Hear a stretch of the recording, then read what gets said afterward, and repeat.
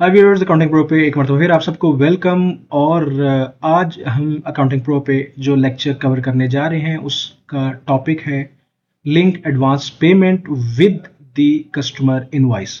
Last lecture में जिस तरह हमने वेंडर की एडवांस पेमेंट वेंडर के बिल के साथ हमने लिंक की थी, इसी तरह इस लेक्चर के अंदर हम कस्टमर की एडवांस पेमेंट कस्टमर की इनवॉइस के साथ हम लिंक करेंगे। चैनल को अभी तक आपने सब्सक्राइब नहीं किया, चैनल को जरूर सब्सक्राइब कर लीजिए, वीडियो को जरूर लाइक कीजिए, शेयर कीजिए अपनी कम्युनिटी के अंदर और कमेंट सेक्शन के अंदर कमेंट करना मत भूलिएगा। तो स्टार्ट करते हैं अपनी वीडियो। और इसमें हम देखेंगे कि लास्ट जो हमने लेक्चर किया था एडवांस पेमेंट फ्रॉम कस्टमर, तो उसमें हमने क्या किया था कि ये जो पीकॉक होम बिल्डर्स है इससे हमने 50,000 की पेमेंट हमने एडवांस पेमेंट रिसीव की थी। उस वक्त हमने इसको इनवॉइस जनरेट नहीं की थी। अब क्या हुआ है कि हमने इसको इनवॉइस जनरेट कर दी है और इनवॉइस जनरेट करने के बाद हमने ना सिर्फ ये 50,000 की एडवांस पेमेंट हमने लिंक करनी है, बल्कि हमने जो पार्शियल पेमेंट अभी कस्टमर हमें और करेगा हमने वो भी इनवॉइस के साथ लिंक करनी है। तो हम क्या करेंगे कि सबसे पहले हम कस्टमर्स में जाएंगे और कस्टमर्स में जाके हम उसकी क्रिएट इनवॉइस करेंगे। क्रिएट इनवॉइस में हम जाके जो हमारा पीकॉक होम बिल्डर्स है इसकी हम इनवॉइस यहाँ पे रिकॉर्ड करेंगे। आइटम कोड हम क्या करते हैं कि यहाँ से हम इसको इंस्टॉलेशन लेबर है, एक क्वांटिटी है और हम इसको जो है 50,000 की ये इनवॉइस कर रहे हैं।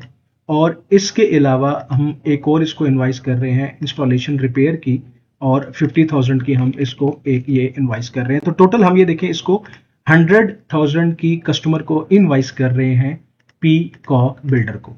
मैं क्या करता हूं, मैं इसको सेव एंड क्लोज करता हूं, यस करता हूं, तो आप देखेंगे कि ये पेमेंट इनवॉइस जो है वो पीकॉक बिल्डर की रिकॉर्ड हो गई है। लेकिन अगर मैं यहाँ पे अपनी कस्टमर बैलेंस समरी में देखूंगा तो आप ये देखिए मुझे क्या दिखा रहा है कि इसका 50,000 रुपीज का रिसीवेबल है पीकॉक बिल्डर का। ये देखिए 50,000 रुपीज का इस हेड के अंदर जो है वो रिसीवेबल है। क्योंकि मैंने 50,000 की ये देखें एडवांस पेमेंट इसकी यहां से ली थी डिपॉजिट के थ्रू, अगर आपको याद हो, और 1,00,000 रुपए की इनवॉइस इसको मैंने इश्यू कर दिया और इसका जो ओरिजिनल बैलेंस है वो 50,000 है। लेजर तो बिल्कुल ठीक दिखा रहा है, लेकिन अगर मैं कस्टमर्स में जाऊंगा और कस्टमर्स में जाके मैं रिसीव पेमेंट में जाऊंगा, ठीक है, रिसीव पेमेंट में जाके मैं यहां से पीकॉक बिल्डर सेलेक्ट करता हूं, तो आप ये देखेंगे कि कस्टमर में वो उसका पूरा 1,00,000 रुपया पूरे का पूरा शो कर रहा है, पूरे का पूरा 1,00,000 रुपया शो कर रहा है। और कस्टमर ने मुझे रिमेनिंग 50,000 की पेमेंट भी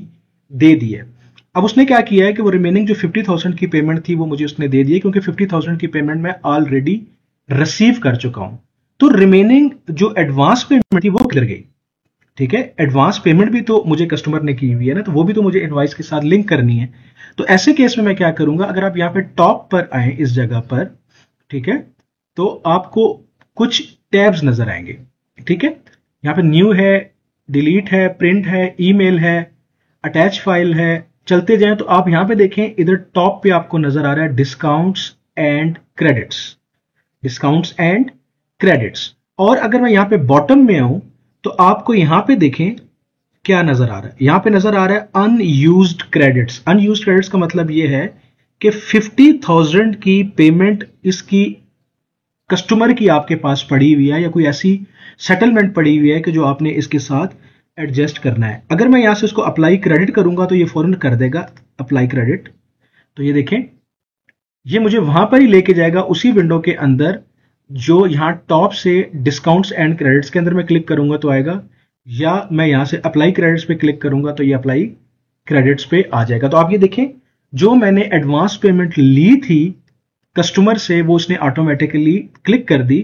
तो अब आप ये देखेंगे कि 50,000 का जो है वो क्रेडिट इसने लिंक कर दिया है। 100,000 की ओरिजिनल अमाउंट थी, 100,000 की ड्यू अमाउंट थी, 50,000 का क्रेडिट हो गया और 50,000 की पेमेंट मुझे रिसीव हो गई।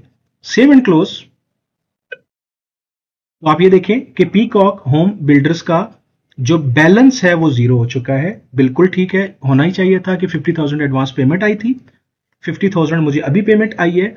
और अगर मैं अब इसकी इनवॉइस को चेक करूं तो इनवॉइस के ऊपर भी आपको ये देखें पेड की स्टैंप नजर आ रही होगी कि ये वाली इनवॉइस 100% पेड हो चुकी है, यानी कि इनवॉइस ये क्लियर हो चुकी है और अगर मैं दोबारा कस्टमर्स में जाता हूं, रिसीव पेमेंट्स में जाता हूं और रिसीव पेमेंट्स के अंदर मैं यहां से जाके पीकॉक बिल्डर्स को सिलेक्ट करता हूं, तो अब मेरे पास यहां पे कोई आउटस्टैंडिंग इनवॉइस अवेलेबल नहीं है।